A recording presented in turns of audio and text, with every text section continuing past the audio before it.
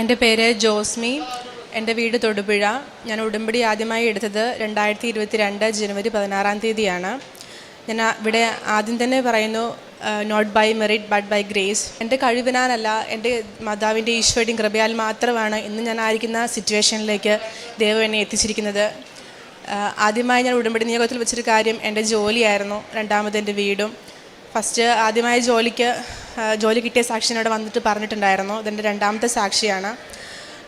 ജോലി ഫസ്റ്റ് കിട്ടി. ഇവിടുന്ന് അച്ഛൻ്റെ ബ്ലെസ്സിങ്ങോട് കൂടി അച്ഛൻ പറഞ്ഞ ഡേറ്റിൽ തന്നെ എനിക്ക് വിസ വന്നു.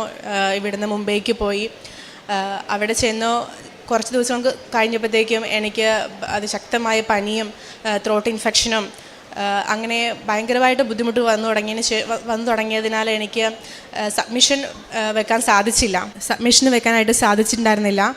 അങ്ങനെ വെയിറ്റ് ചെയ്തു. എനിക്ക് കുറയുന്നില്ല. ഭയങ്കരമായിട്ട് എപ്പോഴും BP ഡൗൺ ആയിക്കൊണ്ടിരിക്കുകയാണ്. മെഡിക്കൽ എടുക്കണം. അതിന് ശേഷമാണ് ഇൻ്റർവ്യൂവിന് ഡേറ്റ് കിട്ടത്തുള്ളൂ. അങ്ങനെ ഇരിക്കെ ഞാൻ കൃപാസനത്തിലെ ഉടമ്പടി ഉപ്പ് എടുത്ത് എനിക്ക് സബ്മിഷന് ഡേറ്റ് കിട്ടി. അങ്ങനെ ടെൻഷനോട് കൂടിയിട്ട് ഞാൻ പോയി. പക്ഷേ ആകെപ്പാടുണ്ടായിരുന്ന എൻ്റെ മെഡിസിൻ എന്ന് പറയുന്നത്, അവിടെ പോയി ഹോസ്പിറ്റലിൽ കാണിച്ചെങ്കിലും എനിക്ക് യാതൊരു കുറവുണ്ടായിരുന്നില്ല. ഉടമ്പടി ഉപ്പും തൈലമായിരുന്നു എൻ്റെ ഇപ്പോഴും ഉള്ള ഏക മെഡിസിൻ എന്ന് പറയുന്നത്. കാരണം അവിടെ ചെന്നിട്ട് എനിക്ക് മെഡിസിൻ കഴിച്ചിട്ട് കുറവ് ഉണ്ടാവാതിരുന്നതിനാൽ ഞാൻ ഉപ്പ് വെള്ളത്തിലിട്ട് കുടിച്ചുകൊണ്ടേയിരുന്നു. അപ്പോൾ BP നോർമൽ ആവുകയും സബ്മിഷന് ചെന്നു. അവിടുന്ന് മെഡിക്കലിനുള്ള ഡേറ്റ് കിട്ടി. അവിടെ മെഡിക്കലിന് ചെന്ന സമയത്ത് എനിക്ക് ത്രോട്ട് ഇൻഫെക്ഷൻ കൂടിയിട്ട് ചുമ കൊണ്ട് എനിക്ക് ഒന്നിനും പറ്റുന്നുണ്ടായിരുന്നില്ല. അങ്ങനെ ഉടമ്പടി ഉപ്പ് ഞാൻ വെള്ളത്തിൽ എടുത്തിട്ടുണ്ടായിരുന്നു. അത് ഇട്ട് വെള്ളം കുടിച്ച് ഞാൻ മെഡിക്കലിനായിട്ട് പോയി. അവിടെ ചെന്ന സമയത്ത് എല്ലാവരും കാം ആൻഡ് ക്വയറ്റ് ആയിരിക്കുമ്പോഴും എൻ്റെ ചുമ മാത്രമേ ഉണ്ടായിരുന്നുള്ളൂ. ഞാൻ ആകെ ടെൻഷനിലായിരുന്നു. ദൈവമേ, ഞാൻ മെഡിക്കലിന് എടുക്കണം, എൻ്റെ ബ്ലഡ് ടെസ്റ്റ് എടുക്കുന്ന സമയത്ത് എനിക്കൊന്ന് ചുമയില്ലാണ്ട് കാമായിട്ടിരിക്കാൻ പറ്റണമെന്ന് ഞാൻ പ്രാർത്ഥിച്ചുകൊണ്ടേയിരുന്നു. കൃപാസന മാതാവിനെ ലോക്കറ്റ് എപ്പോഴും എൻ്റെ കഴുത്തിലുണ്ട്. അത് കയ്യിൽ പിടിച്ച് പ്രാർത്ഥിച്ചുകൊണ്ടേയിരുന്നു. അങ്ങനെ ഉപ്പിട്ട വെള്ളം ഞാൻ കുടിച്ച് ഞാൻ മെഡിക്കലിനായിട്ട് കയറി. അത്ര സമയം മാത്രം എനിക്ക് യാതൊരു പ്രശ്നങ്ങളും ഇല്ലാണ്ട് എനിക്ക് മെഡിക്കൽ എടുക്കാൻ സാധിച്ചു. അങ്ങനെ BP ആ സമയത്ത് നോർമലായിരുന്നു. ഞാൻ ഇടയ്ക്കിടയ്ക്ക് BP ചെക്ക് ചെയ്യുന്നുണ്ടായിരുന്നു. എപ്പോഴും ഡൗൺ ആയിരുന്നു. അങ്ങനെ ആ ഒരു ടൈമിൽ എനിക്ക് കറക്റ്റായിട്ട് മാതാവ് എന്നെ അനുഗ്രഹിച്ചു. യാതൊരു കുഴപ്പമില്ലാണ്ട് മെഡിക്കൽ കഴിഞ്ഞു. അതിനുശേഷവും എനിക്ക് കണ്ടിന്യൂസ് ആയിട്ട് ചുമയുണ്ടായിരുന്നു. പക്ഷേ ആ ഒരു സമയത്ത് മാതാവ് എന്നെ അനുഗ്രഹിച്ചതിനാൽ യാതൊരു കുഴപ്പമില്ലാണ്ട് എന്നെ മെഡിക്കൽ പാസ്സാവാൻ പറ്റി. അതിനുശേഷം എനിക്ക് ഇൻ്റർവ്യൂവിനുള്ള ഡേറ്റ് കിട്ടി. ഇൻ്റർവ്യൂവിനുള്ള ഡേറ്റ് കിട്ടിക്കഴിഞ്ഞപ്പോഴത്തേക്കും ആ സമയത്തും എനിക്ക് ടെൻഷനായിരുന്നു. കാരണം അപ്പോഴും എനിക്ക് ചുമയുണ്ട്, എൻ്റെ അസുഖങ്ങളൊന്നും മാറിയിട്ടില്ല. എനിക്ക് കിട്ടിയ ഇൻ്റർവ്യൂ ബോർഡിലിരുന്ന വ്യക്തിയാണെങ്കിലും ഏറ്റവും ടഫായിട്ടുള്ള മേഡമായിരുന്നു. അപ്പം മേഡത്തിൻ്റെ അടുത്താണ് നമുക്കൊരു മിനിറ്റ് ഭയങ്കര ഫാസ്റ്റായിട്ട് ക്വസ്റ്റ്യൻസ് ചോദിച്ചുകൊണ്ടേ ഇരിക്കുക.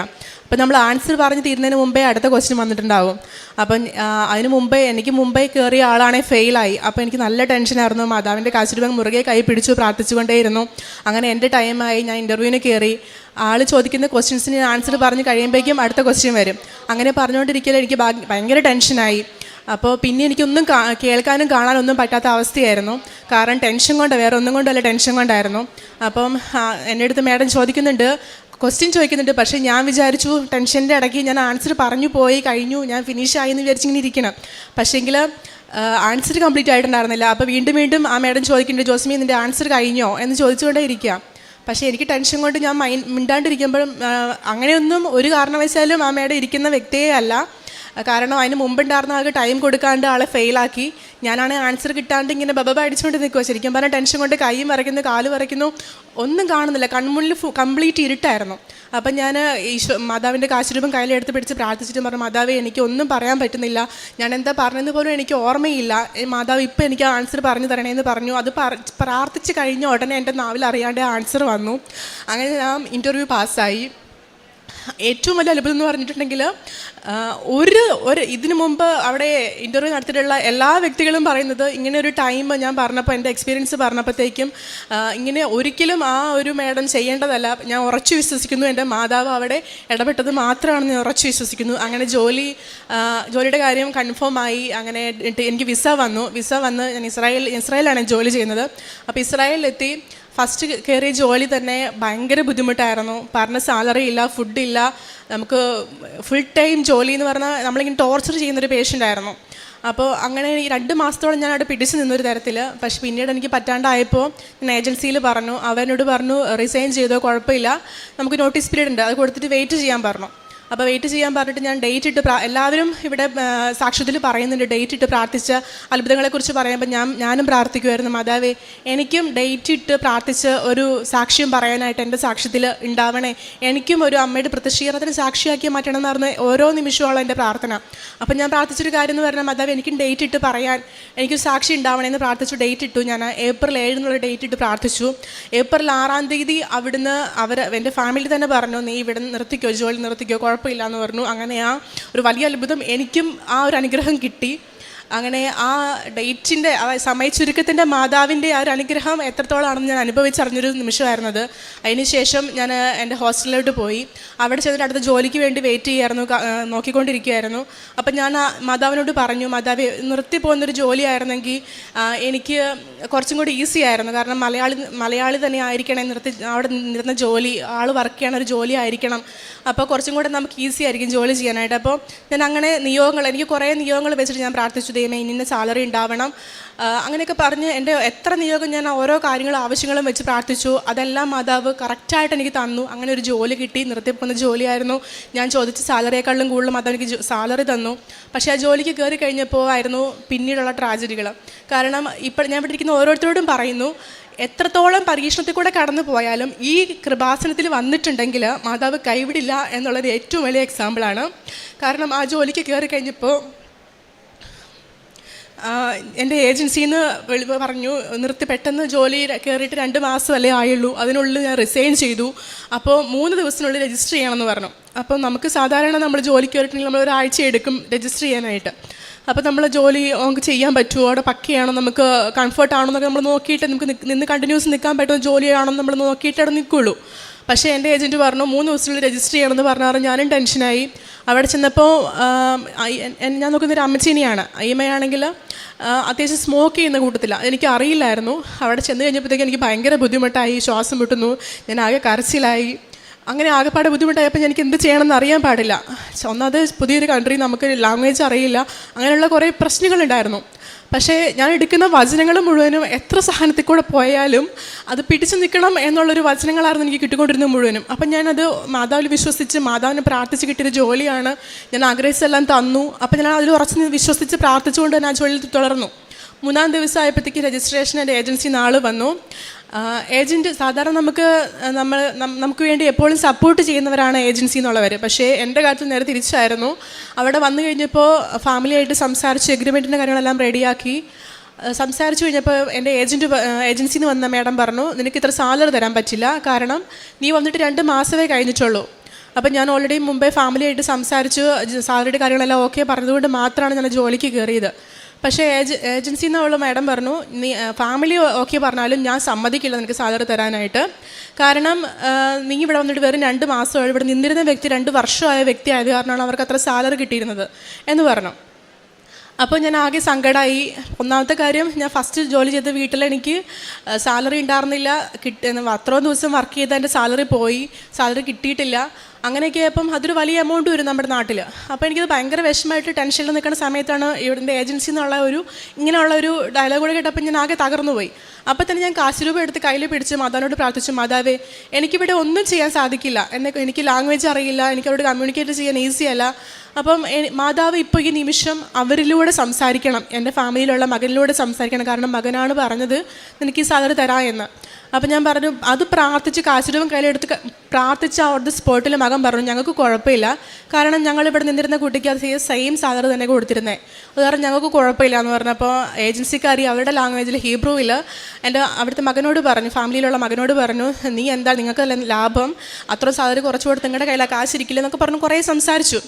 പക്ഷേ അവർ ഓക്കെ, മകൻ ഏതൊരു നമുക്ക് ചിന്തിക്കാം എല്ലാവരും അവരവരുടെ പൈസ സേവ് ചെയ്യാനല്ലേ ശ്രമിക്കുകയുള്ളൂ. അപ്പോൾ പക്ഷേങ്കിൽ ആ സമയത്ത് എൻ്റെ മാതാവ് ഇടപെട്ടതുകൊണ്ട് മാത്രം ആ മകൻ ആ ഉറച്ച തീരുമാനത്തിൽ ഉറച്ചു നിന്നു. അപ്പോൾ ഏജൻസിക്കാരി അതിനകത്ത് പിന്നെ പുള്ളിക്കാരിക്കൊന്നും സംസാരിക്കാൻ പറ്റിയില്ല. മേഡം പറഞ്ഞു, ജോസ്മി നിൻ്റെ ലക്കാണ്, കാരണം ഇങ്ങനെ ഒരു ഫാമിലി കിട്ടുകയെന്ന് പറഞ്ഞു കഴിഞ്ഞാൽ അത്ര ഈസി അല്ല. എല്ലാവരും അവരുടെ പൈസ സേവ് ചെയ്യാൻ ശ്രമിക്കുമ്പോഴും ആ ഫാമിലി നിനക്ക് സപ്പോർട്ടായിട്ട് നിന്നെങ്കിൽ അത് നിൻ്റെ ഭാഗ്യമാണെന്ന് പറഞ്ഞപ്പോൾ ഞാൻ മാതാവിന് നന്ദി പറഞ്ഞുകൊണ്ടേ ഇരിക്കുകയായിരുന്നു. കാരണം എനിക്കറിയാം അവിടെ സംസാരിച്ചത് മാതാവാണ്, അല്ലെങ്കിൽ അങ്ങനെ ഒരു ഒരിക്കലും അങ്ങനെ ഒരു പോസിബിൾ അല്ല അങ്ങനെ ഒരു കാര്യം. അങ്ങനെ എഗ്രിമെൻറ്റ് കഴിഞ്ഞു, എല്ലാം ഓക്കെ ആയി. അപ്പോൾ അടുത്ത നിബന്ധന ഏജൻസി എന്നുള്ള മേഡം പറഞ്ഞു, ഇവർക്ക് ബാക്കിയുള്ള അലവൻസ് ഒന്നും കൊടുക്കണ്ട, ഞാൻ സമ്മതിക്കില്ല. അവിടെ നമുക്ക് ഹോളിഡേ, നമുക്ക് പേയ്മെൻറ്റ് വിത്തൗട്ട് ലീവൊക്കെ, പേയ്മെൻറ്റോടുകൂടിയുള്ള ലീവൊക്കെ ഉണ്ട്. അപ്പോൾ അവർ പറഞ്ഞു, അവൾ ലീവ് എടുക്കുവാണെങ്കിൽ നിങ്ങൾ പേ ചെയ്യണ്ട. അപ്പോൾ എൻ്റെ ഫാമിലിയിലുള്ള മകൻ പറഞ്ഞു, കുഴപ്പമില്ല, അവൾ ലീവ് എടുത്തോട്ടെ, ഞങ്ങൾ പേ ചെയ്തോളാം. അവിടെയൊക്കെ ഞാൻ അനുഗ്രഹിക്കുന്ന വെച്ചാൽ ഞാൻ അവിടെ അനുഭവിക്കുന്നത് മാതാവിൻ്റെ ഒരു വലിയൊരു അനുഭവം, ഒരു സാമീപ്യമാണ്. കാരണം അങ്ങനെ അത്രയും ഏജൻസിയിൽ നിന്ന് അവർക്ക് സപ്പോർട്ട് ചെയ്തിട്ടും എനിക്കെതിരെ നിന്നിട്ടും ഫാമിലി എനിക്കായിട്ട് സപ്പോർട്ട് ചെയ്ത് സംസാരിച്ചെങ്കിൽ ഞാൻ ഉറച്ചു വിശ്വസിക്കുന്നു. നിങ്ങളോട് എല്ലാവരോടും ഞാൻ പറയുന്നു, മാതാവിൻ്റെ കൃപ ഒന്നുകൊണ്ട് മാത്രമാണെന്ന്. അങ്ങനെ അതെല്ലാം കഴിഞ്ഞു. എൻ്റെ എല്ലാ ടെൻഷനും അവിടെ അവസാനിച്ചെന്ന് ഞാൻ വിചാരിച്ചു. പക്ഷേ വീണ്ടും ടെൻഷനായിരുന്നു. ഞാൻ അവിടെ മുമ്പ് വർക്ക് ചെയ്തിരുന്ന ആ പെൺകുട്ടി വർക്ക് ചെയ്തിരുന്ന സ്ഥലത്ത് രജിസ്റ്റർ ചെയ്തിരുന്ന ഏജൻസി തന്നെ വിളിച്ചിട്ട് പറഞ്ഞു, നീ ഈ ഏജൻസി തന്നെ രജിസ്റ്റർ ചെയ്യണം, അല്ലെങ്കിൽ നിൻ്റെ ജോലി ഞങ്ങൾ അവിടെ ഇല്ലാണ്ടാക്കുമെന്നും പറഞ്ഞ് ഭയങ്കര ടെൻഷനായി. വീണ്ടും പ്രശ്നത്തിന് മേലെ പ്രശ്നങ്ങളായിരുന്നു. അവിടെയും മാതാവിൻ്റെ അത്ഭുതം എന്ന് പറയട്ടെ, അവിടെയെല്ലാം ഞാൻ ആ സമയത്ത് മാതാവിനോട് കൃപാസന മാതാവിനെ വിളിച്ച് അപേക്ഷിച്ച് പ്രാർത്ഥിച്ചുകൊണ്ടേയിരുന്നു. ഈശോയുടെയും മാതാവിൻ്റെ അനുഗ്രഹത്തിൽ അവിടെ യാതൊരു പ്രശ്നങ്ങളില്ലാണ്ട് എല്ലാം പക്കയായി. രണ്ടാമത് എൻ്റെ വീടിൻ്റെ സാക്ഷിയാണ്. കാരണം എനിക്ക് 29 വയസ്സ്, പക്ഷേ എൻ്റെ ഏറ്റവും വലിയ ആഗ്രഹമായിരുന്നു 27 വയസ്സുള്ളൊരു വീടെന്നുള്ള സ്വപ്നം. 12 വർഷമായിട്ട് ഞങ്ങൾ വാടകയ്ക്ക് താമസിച്ചുകൊണ്ടിരിക്കുകയായിരുന്നു. അപ്പം ഇസ്രായേൽ വന്നിട്ട് 1 വർഷമായുള്ളൂ. 1 വർഷത്തിനുള്ളൊരു വീടെന്ന് പറഞ്ഞു കഴിഞ്ഞാൽ ഒട്ടും പോസിബിൾ അല്ല. പക്ഷേ ആ ഒരു സമയം കൊണ്ട് എനിക്ക് വീടിനായിട്ട് അപ്ലൈ ചെയ്യാൻ പറ്റി. ലോണിൻ്റെ കാര്യങ്ങളെല്ലാം പെട്ടെന്ന് ഒരുപാട് തടസ്സങ്ങൾ വന്നു. പക്ഷേങ്കിൽ അതെല്ലാം പക്കയായിട്ട് മാതാവിൻ്റെ അനുഗ്രഹത്താൽ എത്രയും പെട്ടെന്ന് അത് ലോൺ സാങ്ഷൻ ആവാനും, മാതാവിൻ്റെ ഉപ്പ് ഞങ്ങൾ പോയി കണ്ട വീട്ടിൽ പപ്പായ ഉടമ്പടി എടുത്തിട്ടുണ്ട്. പപ്പായോട് ഞാൻ പറഞ്ഞിരുന്നു, പപ്പ ഇവിടെ വന്ന് ഉടമ്പടി എടുത്ത് പ്രാർത്ഥിക്കണം, നമുക്ക് എത്രയും പെട്ടെന്ന് വീട് ലഭിക്കുമെന്ന് പറഞ്ഞു. അങ്ങനെ തന്നെ സംഭവിച്ചു. പപ്പ വീട് വന്ന് ഉടമ്പടി എടുത്ത് 1 മാസത്തിനുള്ളിൽ ഞങ്ങൾക്ക് വീടായി. ഒരിക്കലും പോസിബിൾ അല്ലാത്തൊരു കാര്യമായിരുന്നു. അത്രമേൽ പ്രശ്നങ്ങൾ ഉണ്ടായിട്ടും ആ ലോണിൻ്റെ പ്രശ്നങ്ങളെല്ലാം, തടസ്സങ്ങളെല്ലാം മാറി ഞങ്ങൾ ആഗ്രഹിച്ചതിൽ വലിയൊരു വീട് ലഭിച്ചു. എല്ലാറ്റിലും ഉപരിയായിട്ട് ഞാനിവിടെ വരുമ്പോൾ എനിക്ക് ആത്മീയ മേഖലയിൽ ഞാൻ പ്രാർത്ഥിക്കും, ജപമാല ചെല്ലും, കുരിശു വരയ്ക്കും അങ്ങനെ ഒരു വ്യക്തിയായിരുന്നു. പക്ഷേങ്കിൽ ഇവിടെ വന്ന് ഉടമ്പടി എടുത്തതിന് ശേഷം എനിക്ക് ഇവിടുത്തെ ഡെയിലി മുടങ്ങാതെ കൃപാസന ഉടമ്പടി ധ്യാനത്തിൽ പങ്കെടുക്കാനും, അച്ഛൻ്റെ ടോക്കുകൾ കേൾക്കാനും, സാക്ഷ്യങ്ങളൊന്നുപോലും വിടാണ്ട് എനിക്ക് കേൾക്കാനും എനിക്ക് അതിനുള്ള അനുഗ്രഹം സാധിച്ചു.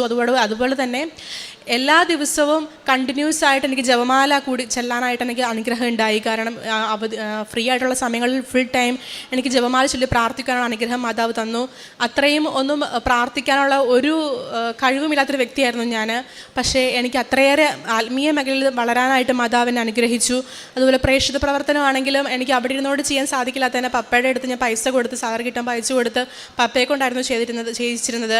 അതുപോലെ തന്നെ കൃപാസനത്തിൽ ഉടമ്പടി ധ്യാനങ്ങൾ ഷെയർ ചെയ്യാനും സാക്ഷ്യങ്ങൾ ഷെയർ ചെയ്യുന്നത് വഴി എൻ്റെ തന്നെ ഫാമിലിയുള്ള ഒരു മാമന് ക്യാൻസർ ആയിട്ട് ആൾ 3rd സ്റ്റേജിലായിരുന്നു. അപ്പം ആൾക്ക് അത്ര വിശ്വാസമുള്ള വ്യക്തിയായിരുന്നില്ല. പക്ഷേ ആൾക്ക് ഏറ്റവും കൂടുതലും വിശ്വാസത്തിലേക്ക് വരാൻ ഉടമ്പടി സാക്ഷ്യങ്ങൾ കേട്ട് ഞാൻ അയച്ചു കൊടുക്കുന്ന ഓരോ സാക്ഷ്യത്തിലും ആൾ വിശ്വസിച്ച്, ആൾ പ്രാർത്ഥിച്ചതിൻ്റെ ഫലമായി ആൾക്ക് ക്യാൻസറിൻ്റെ ഇപ്പോൾ ആൾ ക്യൂറായി വരുന്നു. ആളിവിടെ വന്ന് സാക്ഷ്യം പറയാമെന്ന് പറഞ്ഞിട്ടുണ്ട്. അത്രമേ വിശ്വാസം തരുന്ന വ്യക്തിനെ വിശ്വാസത്തിലേക്ക് ആഴപ്പെടുത്താനായിട്ട് എന്നിലൂടെ മാതാവ് അനുഗ്രഹിച്ചു. ഏറ്റവും വലിയ ഒരു കാര്യമായിട്ട് ഞാൻ അതിനെ കാണുന്നു. ഇത്രയേറെ അനുഗ്രഹങ്ങൾ തന്ന ഈശോയ്ക്കും അമ്മയ്ക്കും